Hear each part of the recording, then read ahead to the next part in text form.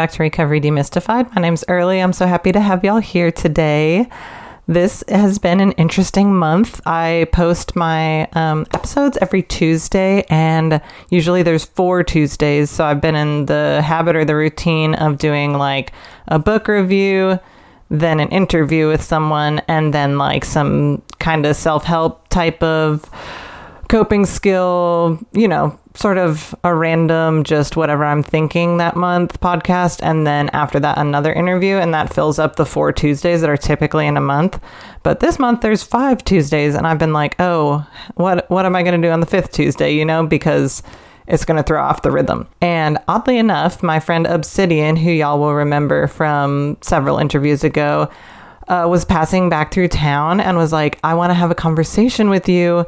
But they didn't really give me very much information about what they wanted to talk about. They were just like, oh, I think it will just happen organically and we can just talk through it and I think it will work out. And I was like, oh my God, you're making me glitch out a little bit. I'm really routine based and I want to have a plan. But the thing is, when you're vibing with a friend, the conversation can just happen, and it actually went really well. And I'm so excited to be able to have this revisiting their journey conversation with them and have that be an option for everyone to hear, because it's on an extremely important topic, which is going back out. Sometimes people call it a relapse, or I've heard Paul Churchill on the Recovery Elevator podcast call it field research, which is something that I like a lot better. Yeah, so basically Obsidian's story, if you didn't hear it in a few episodes ago, I definitely encourage y'all to go listen to that episode as well. But they and their partner, their wife at the time, smoked a bunch of crack, and that was a thing, and that was what the whole interview was about, was their experience with the antics of crack and how that played out in their lives. And it was a really great interview. And what they wanted to talk about this time was they used powder cocaine for the first time since they stopped smoking crack. And they just wanted to talk about what that can look like. And personally, I think it is way more beneficial to view using substances or alcohol or whatever we're addicted to, again, as, like Paul Churchill says, field research, as an exploration of ourselves. And we're on a data gathering mission, and we're being scientists and studying ourselves and being like, how does this actually make me feel? What am I learning about myself when I'm using this, with a new perspective of having a lot of sobriety time, or however much sobriety time under our belts. And something that's always bothered me about AA and 12-step is they have this chutes and ladders type of viewpoint on recovery, where it's oh, if you go back out, you have to go back and start to square one. You have to get your 24-hour chip. You're a newcomer again. And it makes it seem like all of the work that you've done while you were abstinent for however much amount of time, disappears. And it literally doesn't. Healing is happening during that time. If you're doing work on yourself, it is happening during that time. And you don't have to go back to day one. The work that you did does not just disappear if you go back out. And I think it's a really dangerous perspective, especially because they're always pressing this, if you go back out, you're gonna die. And I don't think the fear-based tactics are effective whatsoever. And if you're training people to believe that, and they end up believing it, then that's going to be a self-fulfilling prophecy, and they're going to treat going back out as something that inherently needs to spiral out of control and get chaotic and get worse than it was before, and blah, blah, blah. And it literally doesn't have to be like that. You definitely can go back out and die. I'm not saying that's impossible. Especially with fentanyl and all the drugs now, it can happen, right? But if we adopt the perspective of scientific research on ourselves, use drugs as safely as possible if that's what you're doing, or try not to take it out of control and go on a bender if you start drinking again. But I think the danger is in the self-hatred when we go out and use again. If you're oh, I'm such a loser, I can't believe I did this, I have to start over, I've failed myself, I've failed everyone around me, and I hate myself. That is where the danger lies, because that is when we get a case of the fuck it's.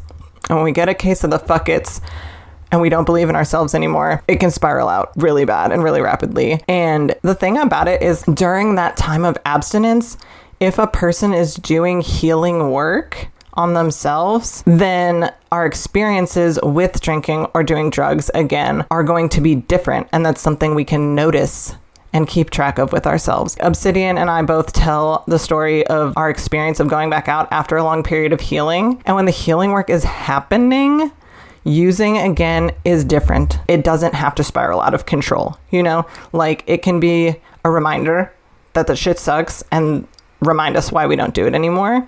And then we can get back on track and continue the healing path. And yeah, I just want to emphasize that if we're doing the work in our recovery, whatever has been working for us, whatever path of healing we're on, that going back out is not some complete failure where you're going to go out and die and you're not starting over. You know, it's field research. You're learning about yourself and you can hop right back on that path of healing, which is what Obsidian did. And I'm super stoked that we're able to have this conversation. And I'm really excited to share it with y'all. So without further ado, here is Obsidian's follow-up episode.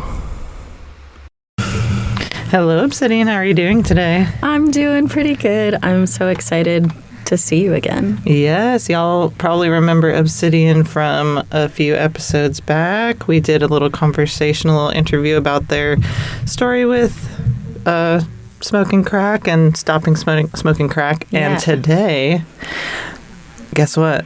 I'm a little nervous because I'm in the growth zone right now, out of my comfort zone. Obsidian was like, let's just get back into the podcast booth and let's have a conversation about something. And I was like, I'm glitching out because I'm autistic and I need to do the same thing in the same order every time or it's not going to work. But we are trying something new, people. Yeah, leave it to me to put you in the growth zone. Right, because you're autistic too, right? Yeah. And so, I'm also a little nervous, but I'm also very excited. I guess, for those who are curious, my last episode was called The Antics of Crack, something like that. And quitting before it gets bad. Yeah, quitting before it gets bad. And so, my quit date was October 13th, 2023. I don't really count, but I think that date is fun because it was Friday the 13th in October. Spooky. Yeah. And so, I haven't done drugs since then. But a couple weeks ago, I did. Dun, dun, dun. Yeah. All right. Yeah, it was like a friend's birthday party and there was cocaine and I was like, let's see what happens. And so, I did that and it made me think about like having a conversation with you about like what that's like to not do drugs for a while and then do them again. And like, I don't know. I feel like we could have an interesting conversation. So here we are. Yes, I actually love this topic because...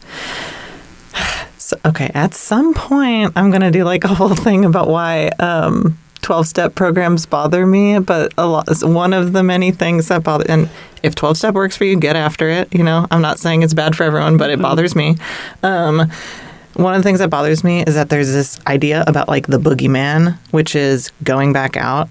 And they're like, if you ever do anything where you go back out, it's going to be just as bad or worse than before, and you're going to die. And it's like, I see a lot of people that have been in 12-step for a long time that are just like absolutely, completely horrified of the idea of going back out. And certainly for some people, absolutely, it will be worse than before, and they'll die. But I just don't think that's the case for everyone. So I'm curious about, do you just want to tell the whole story about set up the scene and how you're feeling and what you were thinking and what you went through and everything? Sure. Yeah. I was around someone who had been like doing coke kind of on their own, and I was just like, whatever. I can be around it. It's not really, I don't know. I felt kind of whatever about it. It wasn't that big of a deal. And then I was like kind of, I don't know, you get the little bug or whatever, and I was like, okay, well, if somebody walks in with some coke for me for free and they're like, also, I know that it's pure and whatever, and here you can just have some. I was like, all right, well, maybe in that case, I would do some just to kind of like, I don't know, see what happens or whatever, or maybe it would be fun, or I don't know. Because a lot of the time, I think about how there's so much about doing drugs that has nothing to do with doing drugs, where like you have to go find it, you have to interact with people. There's like all these other antics involved that really fucking stresses me out. And so I was like, okay, if someone just kind of like shows up and like puts it in my lap, maybe then it would be fine. And I wouldn't do that with crack. Someone has offered me crack before since I quit, and I said no. But I was like, okay, well, I'm like, maybe this is different because it wasn't the thing I was doing all the time or something. Yeah, I'm curious about that because I don't know if it's just like society's stigma that lives inside of us, like the difference between coke and crack. And it's like one is for, rich white people and the other one's for like poor people of color or something, you know what I mean? And like, it's like when you say smoking crack, people are like, oh, and when you say sniffing coke, people are like, well, that's classy, And yeah. I'm not saying like that was what was your experience, but that's just like the first thought that popped into my head. Like, oh, coke is just tee-hee, that's for partying, but crack. Now that's for the homeless, So, and I was homeless when I was doing crack, unrelated, but it was, whatever. For me, the difference is that I did not snort coke for 2.5 years, whereas with crack, I did smoke it on and off for 2.5 years. So for me, like that's the personal difference. Is one was one that I had like this existing relationship with that had become fraught. Yeah, and with the rituals of drug use, definitely the crack smoking ritual is significantly different than the cocaine using ritual. But what was your experience when you were high? Like, what happened in your brain? Did it feel like triggering for the crack thing? Like, what was your experience there? Well, yeah, I didn't go to, oh, well, now I just want crack. I was like, I'm fine with this. This is what I wanted to do, and here we are. And I, felt pretty normal about it. It was really interesting. At first, when the high was coming on, I was like, oh, cool, the thing that I missed without the shitty parts that I don't want. And I kind of like got into like an old headspace of like being high and talkative and pacing and being excited. And then I was also thinking about like, oh, this isn't as much fun as I remembered. It's kind of whatever, which was sort of disappointing. And then when I was coming down and I felt like fucking shit, I was like, oh, right. Because like for me, one of the things that really, really helps me from smoking crack again is reminding myself that all of the parts that I do not want cannot be separated from the part that I miss.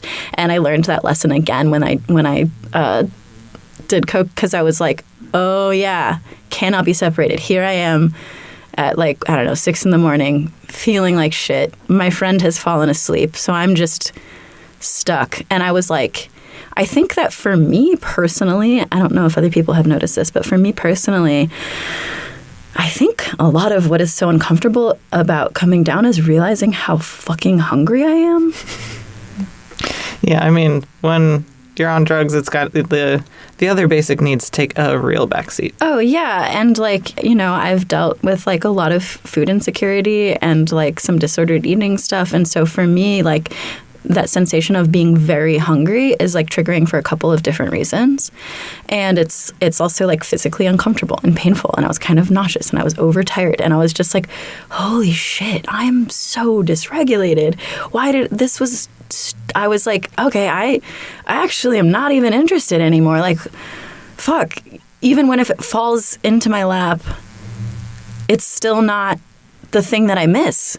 So I kind of was like, oh shit, I think I just made up that it could exist without, with only the parts that you want. Yes. What goes up must come down, especially with drugs. I know. And I was like, I was so fucking hungry, but I had no appetite still. And I was too tired to make something that was interesting. And so I'm just in the kitchen, hunched over the counter, trying to force myself to eat a few bites of yogurt. Oh no. At 6 a.m. Yeah. And I whatever. I just felt like shit.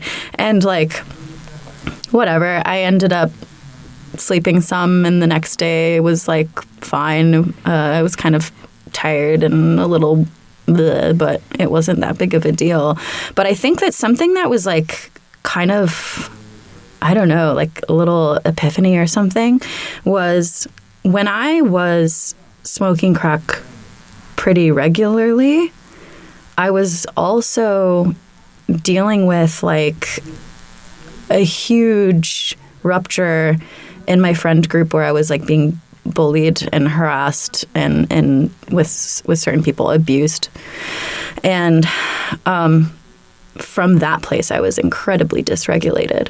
So from going from there to like, oh, maybe I will try some drugs, the dysregulation that occurred when doing drugs didn't feel that crazy different from the level of dysregulation that I was already dealing with from like the shitty things that were happening in my life. And I forget if I mentioned this last time, but one of the things that was true for me is that like when I was in high school, I had decided like, oh yeah, I want to try some drugs, but I don't want to like let myself like kind of free fall with it. Like I'm curious. I do want to know what that's like, but I will only do it if it's like with people I really trust and a situation that's comfortable. I think that's partially like the autism thing is like I don't know. I didn't have a wild hair about it. I like waited for a long time until I was like, oh yeah, I feel safe smoking some crack with this person. Like they'll kind of walk me through whatever. And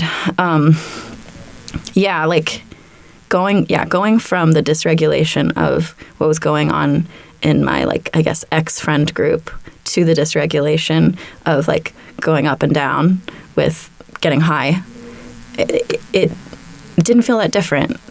And so what was interesting about doing drugs this time was, like, so, you know, a little over a year ago, my wife Rosalie passed away, and then ensued a year where I was so fucking committed to taking care of myself and learning about myself. And like I had already been on a pathway of like growing a shit ton before she died. And so when she did, I just continued. I was like, I really, for me personally, like it would make sense to just like kind of fall down and fall apart and not get back up for a while. But for me personally, I was like, had this awareness that I was already going through so much and I wanted to make it as easy for myself as possible. And what that looked like was like really regulating and taking care of myself and like building my routine and my relationship and my understanding of myself. And so going from that place to being high on coke again, I was like, what the fuck? This is nuts. Like, this is crazy. Like the juxtaposition of where my body is used to being now to how crazy I felt being high again and coming down again. I was like, Jesus Christ, no wonder smoking crack felt normal, because I was just so dysregulated all the time already anyway because of the fucking like bullying, abuse, harassment that I was dealing with. And so, yeah, it was just like kind of a crazy realization of like, oh, it didn't feel that crazy because of all the stuff I was going through. Now it feels crazy because I'm used to being regulated. I'm used to having a routine. I'm used to like knowing and being in tune with what I need. Yeah, that's super interesting to me. Was there something that happened? Did you like have a lapse in your caretaking for yourself that like led you to the thoughts of the cocaine use? Or like, because what it brought up in my mind was, so I've not drinking for like 5.5 years minus 1 day, like sort of, I think like 2 years in about. And what happened to me was like exactly what you're talking about. I had gotten into a really great routine of self-care and my health was my priority. And like I had a lot more like healthy relationships with friends, and my partner was a wonderful, special, like healthy partnership at that time. And yeah, I was just like really, really used to taking care of myself, and I had it all lined up. I was like, sleep is the most important thing, food and water is the next most important thing, and blah, blah, on and on it goes. And that sounds so simple, but there was definitely a time in my life where I didn't sleep or eat or drink water. But I had started working night shifts on the ambulance because you have to like pay your penance when you start or whatever. That you got to get hazed. And I had spent a couple of months working night shifts on the ambulance just to survive it long enough to be able to like bid and get a day shift. And I knew the whole time that I was like, I am suffering. Like, I am not well. I cannot do this for very long. I cannot not sleep for very long. And then someone died, and it just like snapped. And I was like, taking tinctures, and then I started like being like, I'm not taking the tinctures anymore. I'm like drinking the tinctures, you know? And it like set off this like firestorm in my brain where everything sort of just kind of like crumbled and fell apart for one day. But the cool thing about it was that I was so used to being regulated for like the previous 2 years before that, that my time of going back out or whatever literally lasted one day, and I woke up the next day and I was like, well, that fucking sucked, and I went back to my new normal, and my new normal was self-care, right? So I'm just curious if for you, maybe or maybe not, was there something that changed in your self-care routine before you decided to use Coke again? And I guess I shouldn't say again, because you never had used Coke before that, right? It was just all crack. I had done Coke here and there too, but I would say I prefer my Coke cooked. Same. But also, like, that, I don't know, I was born with a deviated septum. It's really annoying for me to snort things, whatever. Anyway, yeah, I think that having a normal of being regulated gives you resilience and makes it easier to be like, oh, that's not actually what I wanted to do. Or, oh, I'm realizing that I don't want to keep doing that, or whatever, you know? For me, I don't know. The thing that's interesting about this conversation is that, like, I sort of, I thought about it, but I didn't talk about it very much because I wanted this conversation to get all the good moments of, like, I don't know, feeling it out for the first, like, I don't know. I felt like it would give it like an organic whatever the fuck. And so, yeah, I mean, in a lot of ways, no.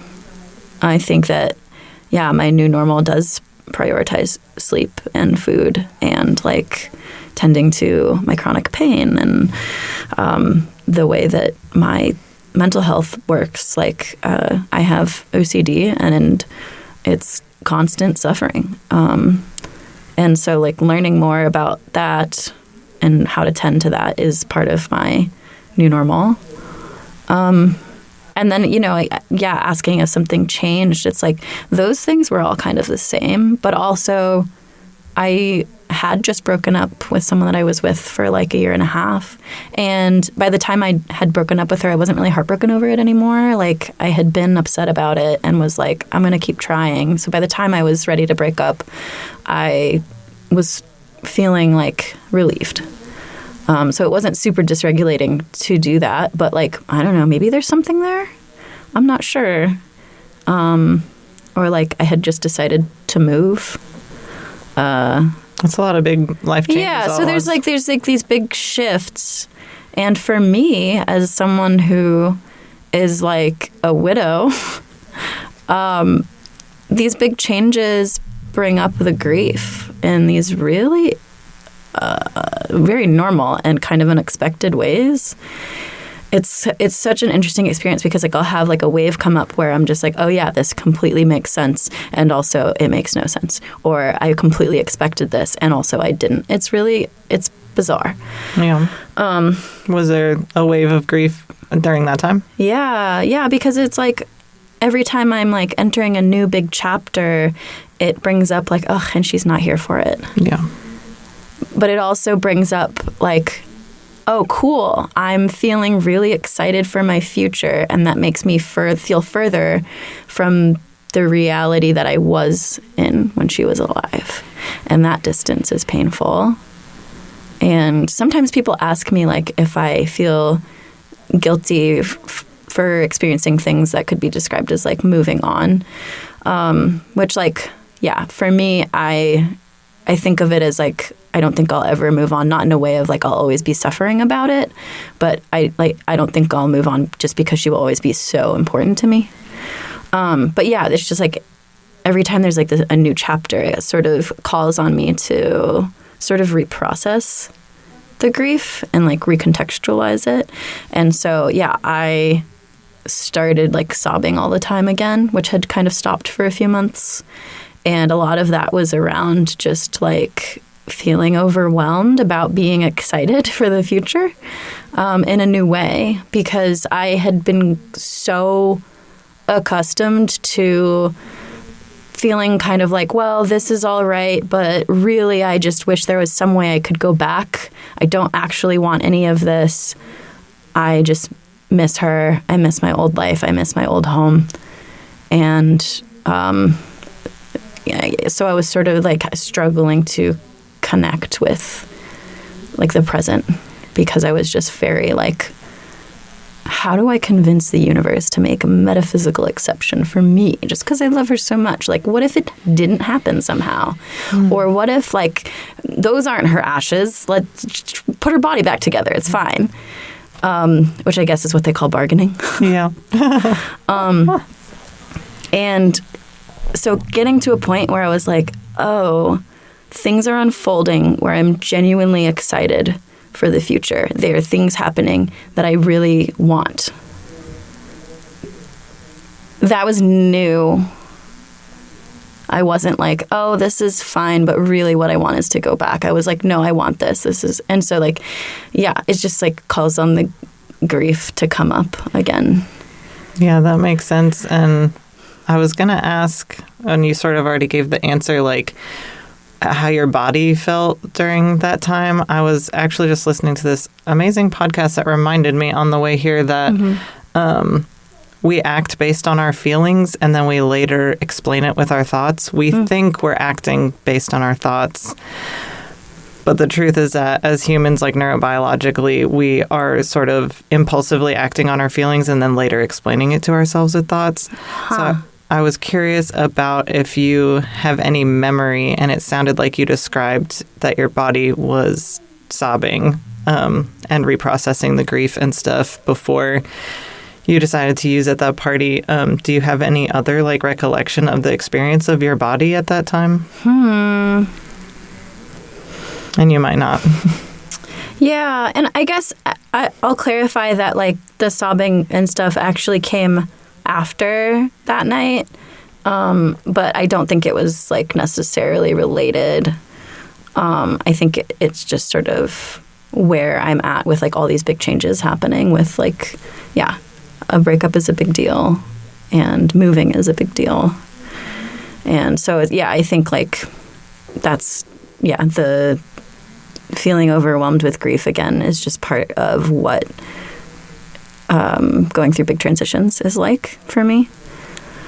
But yeah, thinking about how my body felt. Well, the day and leading up to it, I think the day before and the day of leading up to it, I remember feeling kind of like antsy or something.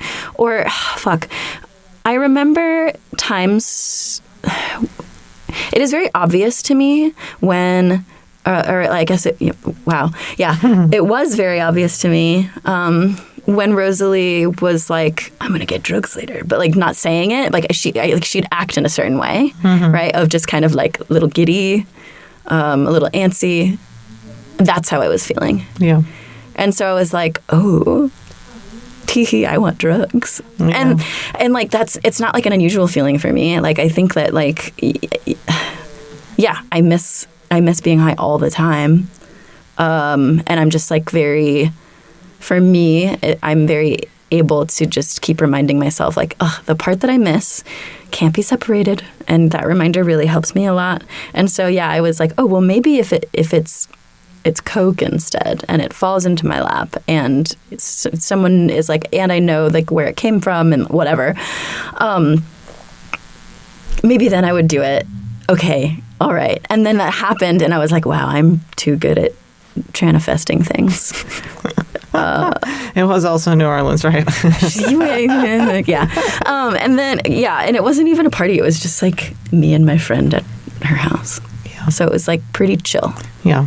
But yeah, I still landed on being like, oh, that was nuts, actually. But yeah, I think the level of dysregulation compared to what I'm used to was such an insane juxtaposition compared to last time I was doing drugs regularly. I was like so dysregulated all the time anyway. So when I was like getting dysregulated by crack, it wasn't that different. Yeah, that makes sense. I think it was after this encounter with doing coke that one night, I sent you the video about the addicted voice recognition technique. And it's interesting since I read that book and I've learned a lot about it. And I do obviously a lot of work with people that are in some sort of process with an addiction. And I can like kind of just watch people's addictive voice talk out of their mouth sometimes. Yes. And it's like, it's interesting because like I also have one in my own brain, obviously. Yeah. Bless its heart. And yeah, just hearing the like, well, if it falls into my lap, I'm like, I can hear your addictive voice speaking out of your mouth right now.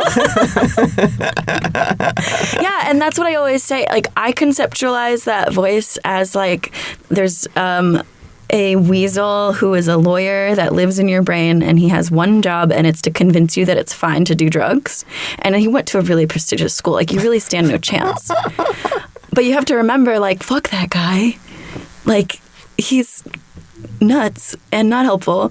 But yeah, that totally was like, that's the type of shit the weasel says is like, oh, well, if this and this and this. Free. Yeah, exactly. Like, if this, then it's fine. And the thing about the weasel is like, if you overcome all of those separate thoughts, like the, oh, if it's free, oh, if it falls into my lap, oh, if it's just coke and not crack, like the weasel's gonna keep trying other things, you know? And it's like whack-a-mole, you kind of just be like, gotcha. That's what I'm saying. Like, his one job is to come up with reasons why it's fine to do drugs. Like, that's it. And he's good at it. Very, very good at it. Very skilled. The cool thing about the addicted voice, like, it kind of sounds wacky at first. You're like, I don't have voices in my head, but like, there's different parts of our brain that create thoughts. And the part that the addicted voice lives in is your like limbic system, which is a more ancient part of your brain. And the only thing that it understands is chemical signals. Like, it doesn't have access to your senses or your critical thinking. Like, your core self and your critical thinking lives in the uniquely human part of your brain, which is your prefrontal cortex.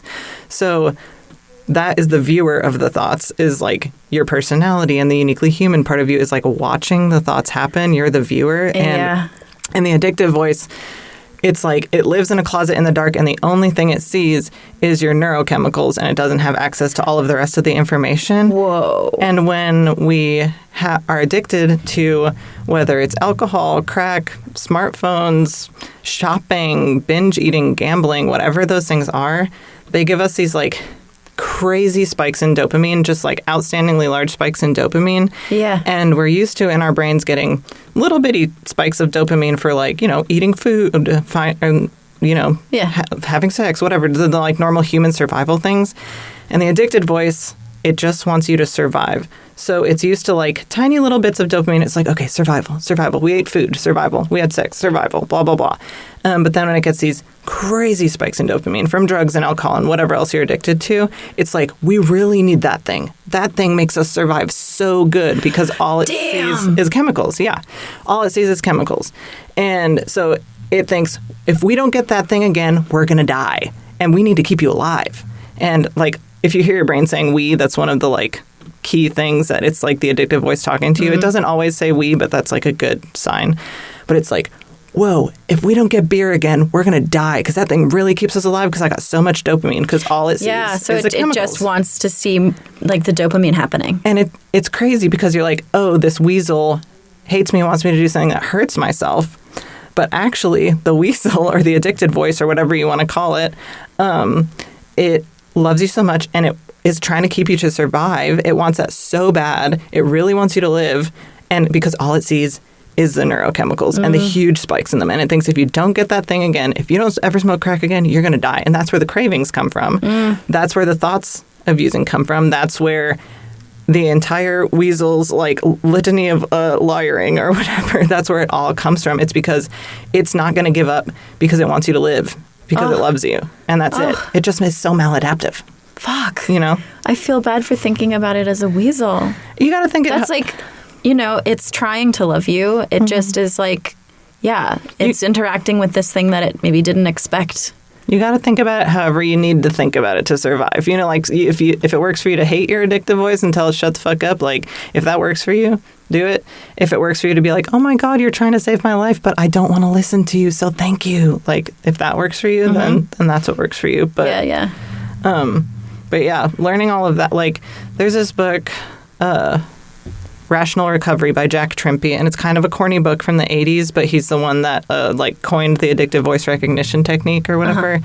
And it's an outstanding book. And if anyone wants to get it and doesn't have the financial ability to get it, you can email info@recoverydemystified.com and I'll buy it for you if you're interested in learning AVRT. Because for me, when I was deep in my shit and I read that book, I was like, this resonates. Like, this resonates.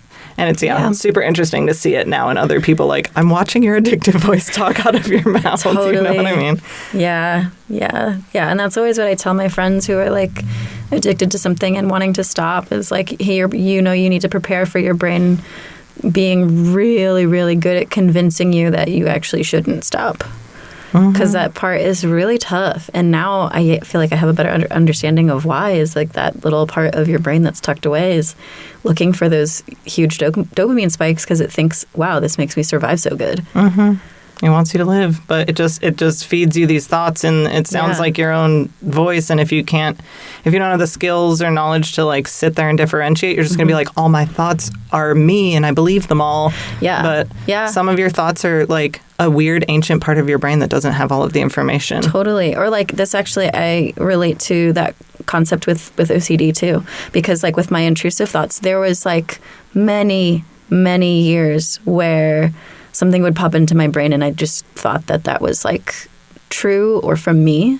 And now I'm able to recognize it as like, oh, my brain just like comes up with wild shit. I guess I think of there being different animals in my brain because I actually think of the OCD, I think of the intrusive thoughts as like a wacko fucking parrot that's just sitting in there fucking saying things. And sometimes it just is like so silly and ridiculous. But sometimes it's like something where you're like, oh, am I being mistreated? Is that what's happening? And I used to, from there, be like, hey, I realized that this thing you're doing, you're mistreating me, definitely. And I would be like so convinced that it was real, that it was like incredibly difficult for me to like navigate interpersonal situations. And now that I'm able to like recognize it and be like, that's probably not happening, actually. Like, yeah, it's really helpful. And I think that like, applying that to like addictive voice recognition stuff, it's interesting they overlap. Totally. I mean, it's like the essence of meditation, which is, thousands of year old practices to like come back into our core selves and like act as the viewer of the thoughts. And a lot of times, like if you do a guided meditation or something, they're like, think of your thoughts as a cloud floating by in the sky. Like, you don't have to latch onto it. You don't have to try to hold onto it forever. You can just be like, whoa, look, there it goes, and just, it brings you back into your core self. And if you do the thing like tuning into your breath type of stuff, if you can like, a lot of the problem too with like the addictive cravings and like latching onto them and believing them is getting stuck in a feedback loop in your head. So that's the other thing about practicing meditation that is like really helpful and important is when we're swimming in our soup of our brain, if we like get back to that connecting to the breath and going back into our core self as a viewer, then it brings us back down into our body, which is just like intensely grounding, and it gets out of that obsessive brain loop thing to be grounded back in the body. Yeah, because when you're stuck in, I'm going to die unless I do this, I'm going to die, it's like, it's so distracting. Actually, this is interesting. It really is making me realize, like, when I am, like, having an intrusive thought and, like, a compulsion to do something, it's, like, all I can think about. It's so, like, it completely takes over. It's absolute suffering. It's like total agony. And I can imagine that is what it feels like to have cravings for some people too. And the benefit of bringing yourself back into your body is that 99% of the time, most of us, like living in the Western world or whatever the fuck, we're safe. Our bodies are safe the vast majority of the time for most of us, right? So if like we're able to get kind of like a slow, methodical, regular meditation practice, if we're able to regularly bring ourselves back into our bodies in whatever way works for us, then at the time when we're freaking out with an intrusive thought or an addictive craving or whatever, we can remember that skill and be like, oh, wait, my brain thinks I'm dying, but if I can bring myself back into my body, I remind myself I'm safe. You know, I'm usually pretty safe. Yeah. Wow, that's so interesting. Something I wanted to ask you about using again is how did it affect your view of yourself and your self-worth during and afterwards? I don't think it really did. I mean, I don't know. I grew up, my dad, when I was pretty young, talked with me about like, people use drugs sometimes, and a lot of the world has really mean things to say about people who do that. And a lot of times, like if you hear someone saying something mean about somebody who is doing drugs, it's not really true. So having that in my brain from a really young age, I think really set me up for having non-judgment. And I'm pretty able to apply that to myself. That's cool. Yeah, sometimes it's easy to think about stuff about other people, and then like when you get in your own head, it's kind of easy to be shittier to yourself. And I know totally. A lot of times when people go back out, the boogeyman, like, and this is also another thing that they teach you in 12-step that has just like permeated its way into society in general. Like at 12-step, they have this big focus on continuous sobriety time and putting value in continuous sobriety. They give you the chips, they cheer for you when you get your chips and whatnot. And like continuous sobriety is tight. Like get after it, and like that's cool. Taking care of yourself is the shit. But the thing is, at that program, if you do the boogeyman and go back out, it's like chutes and ladders. They send you straight back to the beginning. You're a first timer again. Get your 24-hour chip. And then like a lot of that turns into like this internal inner critic shit of like, I'm a fuck up. I ruined it all. God, I'm such a loser. How could I do this? And then like for a lot of people, that spiral is what it turns into it started as one-time use, and that mental shame bullshit spiral is what gives you a case of the fuck it's, and then all of a sudden you're on a bender. Yeah, totally. And I have a friend who conceptualizes this, and like, I don't know, credit to my friend, but I don't know if they would want me to name drop, so I'll just say that much. Where like they conceptualize it as like, I don't know, like I said, I don't count, but if you're a person who does, and that's important to you, and like you do the thing, like just take off one day instead of starting from the beginning, because you still did all those days. Yeah, it doesn't disappear when you use again, and all of the stuff that you learned and the coping skills and all the healthy shit that you did during that time, it simply does not disappear. Yeah. I think like that there's a lot of like shame connotation wrapped up in the concept of relapse. And that came up actually when I told my friend, like, okay, so this Coke just showed up at our doorstep and I think I want to do some. And they were like, wait, I don't want to be like a bad influence. Like, is this like a relapse situation? Are you okay? Like, what's happened? And I was like, take a breath. I'm fine. I'm not like gonna spiral. Like, I just want to like, I don't know, try again and see what happens, I guess. I felt like I was doing research, as they say. Yeah, I was just thinking about that, Yeah. Love Paul Churchill, talk about him all the time from Recovery Elevator, but he's the first one that I ever heard say this. Oh, where, yeah, instead of being like, it's a relapse, he's like, it's field research. Yes. You know, you're gathering data, and I've like expanded upon that a ton with what we do at the Recovery Demystified support groups, where I'm like, all right, everyone's a scientist now. You're a scientist. You're a test subject. You're studying yourself.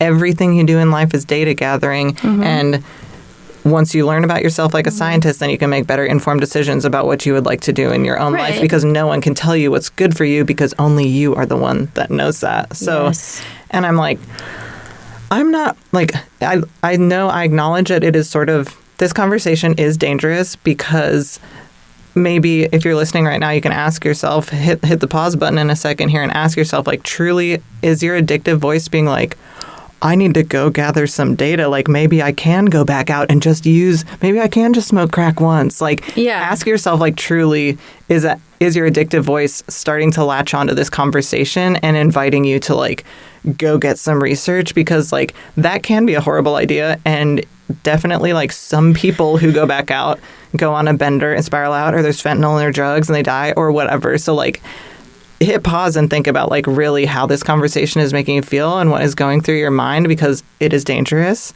It's a dangerous thought. But also, the shame and the self-hatred is a different kind of dangerous thought. Because, I mean, us two sitting in this room right now are both examples of people who, like, had a moment of lacking our essential self-care, and we did go use the thing that we said we wouldn't, or whatever, and it happened for one day, and then we both came back from it, and that's data for our own lives. You know what I mean? Yeah, and I think that, like, growth in general, but absolutely applies to, like, I don't know, not doing drugs anymore, doing it in a different, whatever the fuck is your personal, however you describe it, requires incredible self-honesty. Because we lie to ourselves all the time, and that's, like, the addictive voice loves that. I think usually it's the addictive voice lying to us, and then we latch onto it. Yeah, sure. Yeah. I mean, I just, like,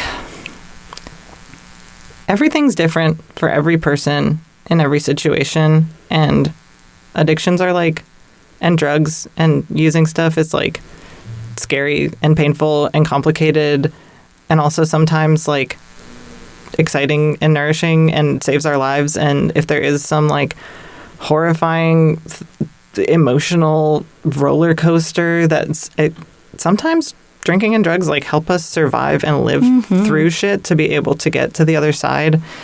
And it's just, like, it's complicated and it's different for everyone. And I just would really like to invite people to destigmatize the idea of going back out to the point where at least going back out doesn't equal in your brain having to spiral out and get a case of the fuckets. Yeah. Somebody close to me recently, like, I don't know, maybe people have feelings about this word, but I know they're fine with it. So yeah, a friend of mine recently had, like, a relapse situation, and there was a lot of, like, I'm so sorry, I fucked up. And I was really just like, there's no reason for you to be sorry to me, because you're not doing anything to me. You're going through something that's really hard. Quitting shit is so fucking hard, and struggling with it isn't, like, a moral failure, you know? And so I think it's just like, okay, cool. What did you learn from that about what else you need to be able to do this? What support is missing? More data gathering, more science. I love that. Yeah. Was there anything we didn't talk about that you wanted to? I mean, I came in with just such, like, the basic, like, I just wanted to share, like, what it's like to smoke a bunch of crack and then do no drugs for, like, I don't know, almost 2 years, and then do some coke and what that felt like. And I think, like, something that I would not have been able to see while I was smoking crack, or even soon after I quit, was that part of why it didn't feel so crazy to me back then, was because I had already been so dysregulated for a long time with the bullying that I was dealing with.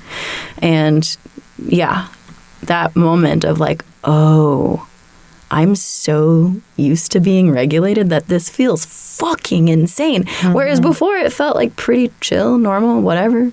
Yeah, you're on it didn't feel that crazy. You're on a wild ride anyway, and now you're in a completely different place. Yeah, and so that actually makes me think about, like, what you're saying about, like, this part of your brain that's tucked away and it doesn't necessarily see what's going on. It just sees the chemicals, because, like, back then, like, I was so dysregulated, right? The chemicals are all over the place, whatever.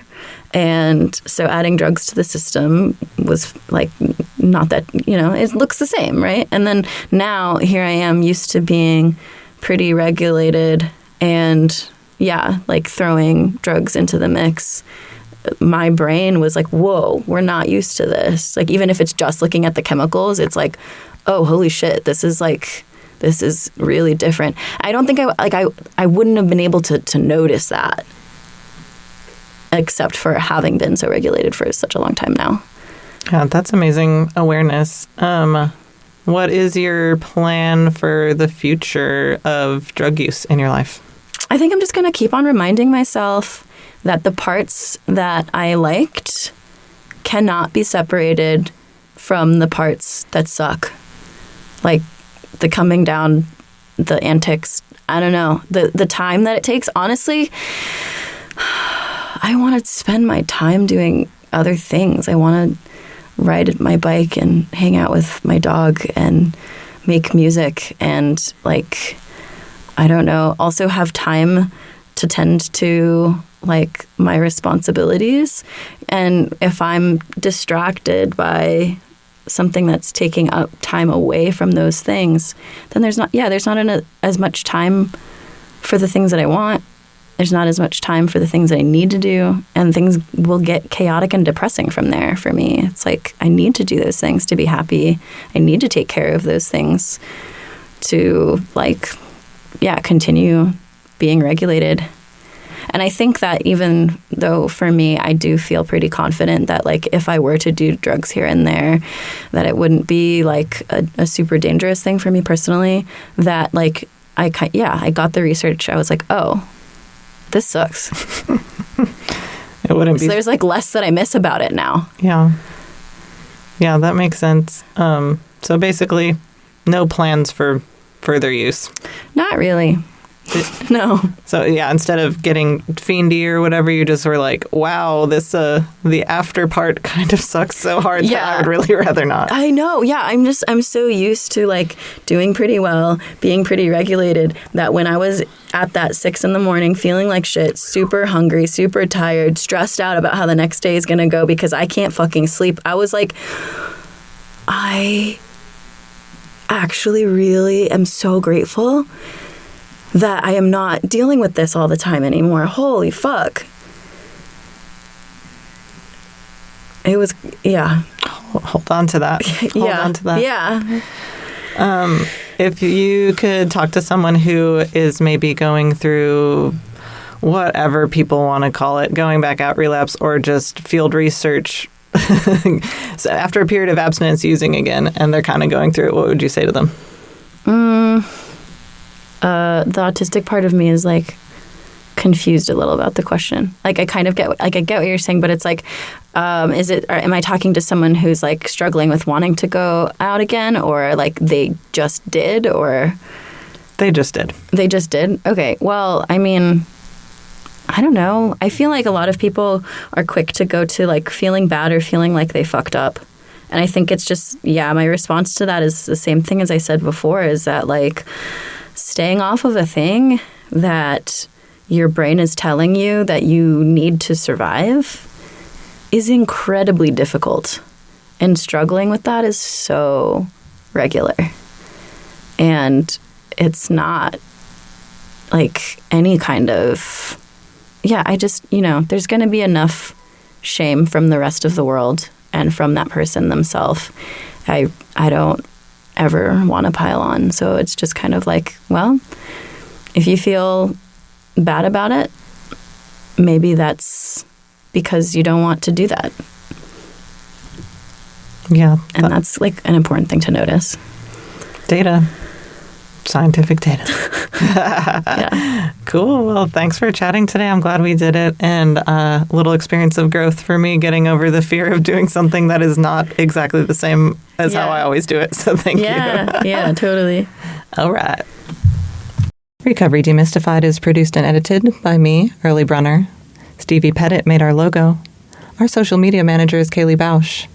Logan Bragg wrote our beautiful theme music. We are entirely supported by donations as a 501c3 nonprofit. Your tax-deductible donations can be made to our Venmo or to our PayPal at Recovery Demystified. May you be happy and free, dear listener.